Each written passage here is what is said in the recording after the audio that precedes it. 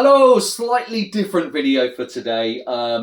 This is going to be long, so long form content, probably not best on places like Instagram or Facebook. So if you are watching over there, maybe you want to head over to our YouTube channel or our TikTok channel. Slightly better for long form content over there, but let's see how we get on. Now, this is a little bit of a gear rundown. I say a little bit. This is a gear rundown of what I run at JDead shows. I'm always super interested in terms of what live bands are doing to be able to achieve their sounds. I understand that's not for everybody, so maybe this is for a small group of you all. And by no means am I claiming to be an expert in any way, shape or form. I know enough to be able to get the things to work that I need them to be able to do. However, I'm also pretty excited about what I can do with these units in the future as I continue to kind of build my knowledge and test and sort of challenge myself with JDead live performances. So another reason for getting these particular units is all about future-proofing myself as much as possible. So we will start at the bottom. This is the TC Helicon or Halcyon, depending on how you want to say it. I say Helicon. Who knows if that's right or not, doesn't really matter. But this is the Voicelive rack. This runs all of my live vocals on stage. Not everybody runs vocal processors on stage. I'm not suggesting that it's absolutely essential, but one of the reasons why I got this unit is that I'm aware that JDead was new when we started kind of entering into live shows.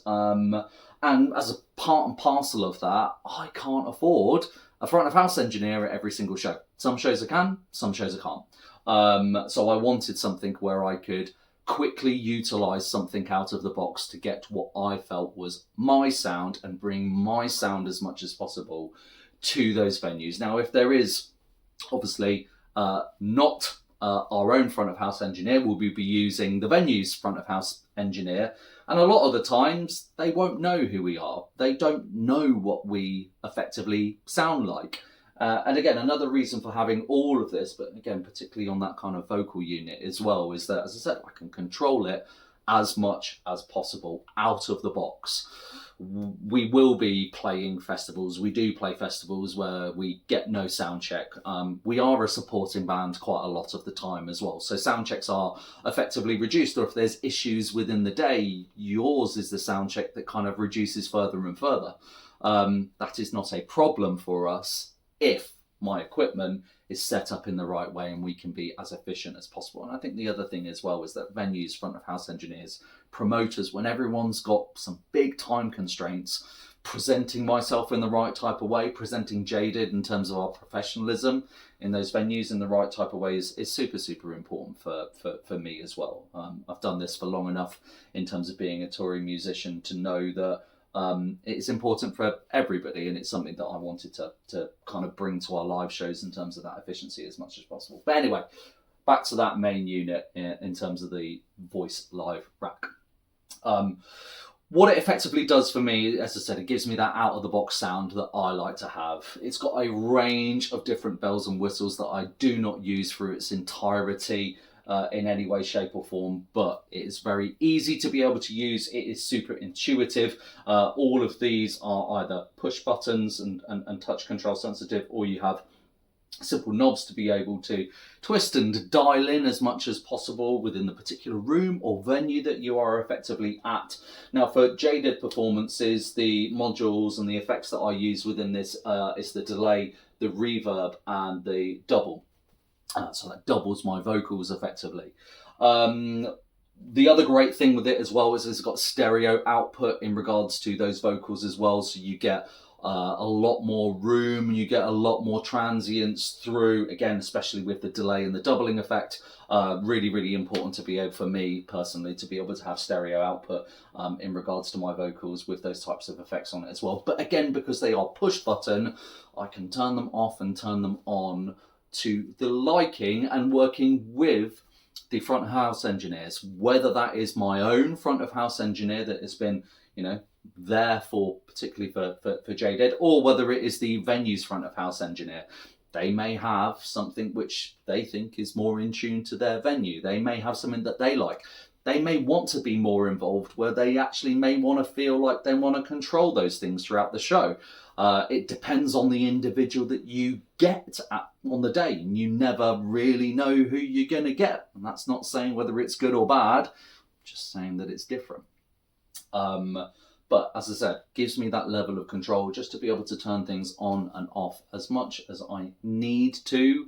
But if I don't have to press anything, I'm still getting that really typical jaded sound.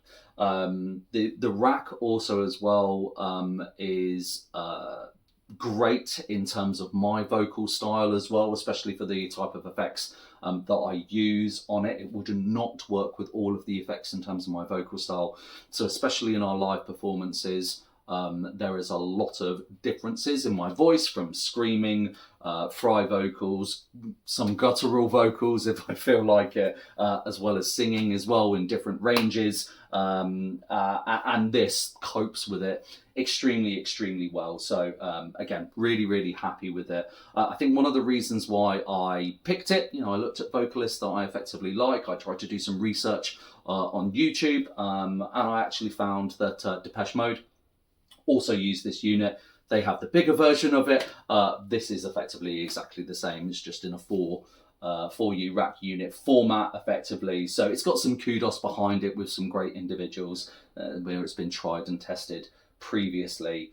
But yeah, it does absolutely great for me. Now, sadly, and this is a little bit of a theme, unfortunately, with some of my gear, this is a discontinued unit. So I actually picked it up secondhand from a reseller. They are still about there, here and there. The price will depend on how savvy the reseller is. I picked it up from someone who was reasonably pricing this unit as a second-hand unit. I did have to travel a couple of hours to be able to get it. And as I said, you can't get it new anywhere anymore. It doesn't mean that all of the functionality is discontinued. TC Helicon, they also do a lot of stomp boxes now and so on and so forth. But again, I wanted something in rack format. So again, if you are out there looking for a similar unit such as this, there are other options, but personally, in the type of price range that I wanted to pay for, I don't think you'll find many other units, so to speak, that does all of these in terms of effects and functionalities in a rack unit. You'll find them, as I said, lots in stomp boxes, but not for a rack unit. So if you can find one, I might definitely say pick one up, as that's personal choice and personal preference. But anyway, that's the Voicelive rack. The next unit above that, and again, to unfortunately continue that theme of this is also discontinued. Not discontinued in terms of the unit, unfortunately discontinued in regards to the company. So this is the Cymatic Audio U-Track 24. They did two different versions of this. They did the rack version with 24 channels, and they also did a box version, a more mobile unit with 16 channels. I opted for the 24 for a couple of reasons. One, again, it fits in that unit, it's there, it is absolutely stable, it doesn't go anywhere, I can't lose it because I'd have to lose everything in the same go. So that's super important for me as well. And again, because it's got slightly more channels, it's got a little bit more future proofing. Now, will I ever get up to 24 channels coming out of my backing track? Because that's what this effectively does. I doubt it, but you never know what's going to happen in the future. I don't know how I'm going to continue to produce my jaded material in the future years. Am I going to, produce everything in individual stems? Again, I kind of don't think so, but I've got the accessibility to be able to do that if I wanted to be able to do that, with the evolution of my overall sound and the evolution of my live performances. Now, this, as I said, it's got 24 channels, but it's also got 24 in, 24 out. That means you can also use it as an audio interface at home, but you can also use it as a recording interface. You can record straight onto USB stick as well from live performances. Again, I don't use it for that, but the technology and the functionality is effectively there. I only use it for my backing tracks. And it comes with a software tool where effectively I can segment up all of my songs. I can produce the mix that I require and that I want within live performances, which are obviously different. Not everything is at the same levels, which is super, super helpful. I can then generate effective playlists, which are our set lists. You can choose how much gap you have between songs. You can choose whether you want it to be completely automated throughout the whole set, or if you individually want to push buttons to be able to trigger the song starting, and so on and so forth.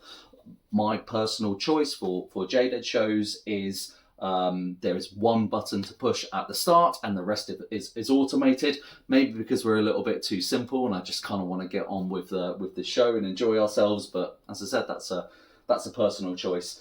The particular way that I set up is that I have left and right, so channel 1 and 2 in regards to instrumental backing tracks. I have channels 3 and 4 left and right again for backing vocals as well, especially in big choruses with harmonies. There's a lot of harmonies that I will use within my recording and my production process, and I really didn't want to miss them out in a live environment, because it, for me, truly provides those kind of uplifts and there's more euphoric moments. People recognize that it's a chorus associated with that as well, again, which is important for me. I also run a click track through this as well, which obviously only goes back to my in-ears, and again I'll talk about my in-ear system in just a moment. We also use this for my drummer Andreas. So Andreas likes to have a direct connection to our headphone out. He has a separate headphone amplifier which he uses on stage.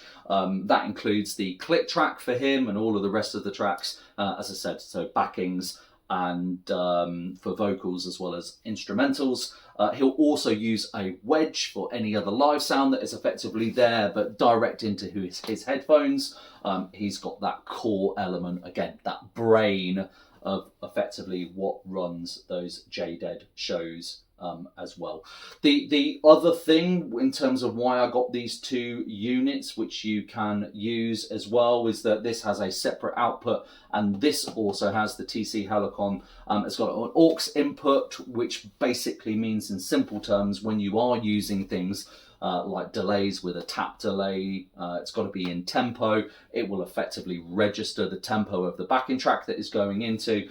And if you are very bad at singing, which hopefully I am not because I don't use it, you can also do pitch correction on your voice if you wanted to as well, because it will listen to the key of the song that it is effectively in and do it that way. So maybe when I get old or creaky or I destroy my voice, I can start to use auto-tune live as well, but we'll see. Going on to the top two units. This is my Sennheiser receiver for my wireless microphone, and this is the Sennheiser unit for my transmitter and receiver for IEMs as well. So let's start with wireless microphone. I'm a big fan of Sennheiser. I have used Sennheisers for a long time. I can't think how long because I am old. But yeah, I'm a big fan of Sennheiser. I was a fan of their wired mics. I chose a wireless mic, not that I have any issues with wired ones, because I run around quite a lot on stage. I am known to potentially lose myself a little bit of the time, and I don't probably have the best spatial awareness. I end up tripping up other band members, which is not fair to them, unless I'm doing it deliberately to taunt them, which is also quite fun. But it was just easier from that perspective and from a travel perspective as well, to be able to get a wireless microphone, which brings me on to the actual unit itself. So I am running the E945 capsule unit. There is a range of capsules that you can get on these wireless microphones. This is what I feel is best for my voice. As I was talking about earlier when I was talking about the Voicelive rack, on stage, I will use a range of vocal techniques from, again, screaming, fry, gutturals, singing in lots of different ranges as much as possible. Some of them are low and soft, and some of them are as powerful as I can effectively do. This capsule unit absolutely allows me to be able to do that as well. It copes extremely well, especially with those harsher, more screaming vocals, where you don't get this blowout that you do, in my opinion, with some other units and some other manufacturers. So this works really well for me, but it doesn't work for everybody. The other reason why I like to use the Sennheisers as well, and again, this particular capsule unit, is for me, I will attempt as much as possible to be able to use my vocal technique alongside the technique of using a microphone. Now, that may sound a little bit stupid to some, but it's something that I personally believe in. There are different ways to be able to utilize a microphone to be able to get the sound out of it that you effectively want to, and due to the shape of this capsule unit as well and positioning of the microphone within it, I can achieve that. So quite simply, whether that be flat on here or further away or to the side, or some slight cupping without causing feedback, that's important for me, or at least as a placebo effect. Is another reason why I really like those units. So again, as I said, that's the E945 capsule, which is paired with the G4 Sennheiser. And then lastly, from this kind of rack position, as I said, another Sennheiser, and this is my IEM unit. This by far, and it goes in combination with these, are my most important purchase and my most important piece of equipment on live, which I will never want to change or effectively be without. I've been a touring musician for a couple of decades now, unfortunately, because I'm getting old. And when I was younger, I played a lot of shows where I have experienced many issues with monitors, monitor systems, and probably a little bit of loss of hearing over that time period as well for myself. This absolutely eradicates all of that. So these particular custom IEMs are from Cosmic Ears. They are the CE6Ps. I believe that is still the top of their range model. It has 6 drivers in each one of those units, hence why they are the CE6Ps. You can get a CE4P as far as I remember as well, but these are the ones that I adopted for. It gives me a fantastic sound quality in all of the frequency ranges, especially for electronic music, as well as clarity in my vocals as well. So I absolutely love these. Other little things that kind of make these custom, obviously from, well, I say obviously, but for a custom IEM unit, they are molded to my ears. So you go and get some weird silicone wax chucked in your ear for a good period of time, and then you send them off with your request for the unit. These have a custom faceplate as well, which I will show you in just a second. So obviously you can see they are purple in regards to their molding units, but hopefully you can see that they have a smoke faceplate with a steampunk design on the inside. That is bespoke to me, so they don't run these for anybody else. I particularly asked them to soak the steampunk little cogs and bolts and nuts in some acid or some water for a time period before they sealed them in these units, so they're all nice and rusty. Not everyone's cup of tea in terms of taste. Not sure if they're mine anymore as well, but they're mine. They're custom to me, so I absolutely love them. But as I said, I've had lots of issues before. I mean, a couple of stories. I mean, I've gone to shows where the monitor systems are just so bad you can't hear anything, and when I've been drumming previously, that's been particularly difficult, trying to keep in time. There's been other instances. I remember one in Belgium from quite a number of years ago where a monitor unit wasn't ratcheted appropriately to a monitor stack, and that fell down on my head. I was extremely unhappy about that. The venue didn't seem too bothered, but yeah, I've had plenty of those experiences to know that these are super, super important for lots and lots of different reasons, and I'm never willing to ever play a show ever again without IEMs. For me personally, and I hope that doesn't come across as egotistical in any way, shape or form, I want to make sure that I can provide good shows for people. This is one of those ways that I achieve those good shows. And then secondly, I need to make sure I protect my hearing, especially as I get older. And my hearing has definitely been damaged over the years. So that is, as I said, a little bit of a rundown in terms of my equipment.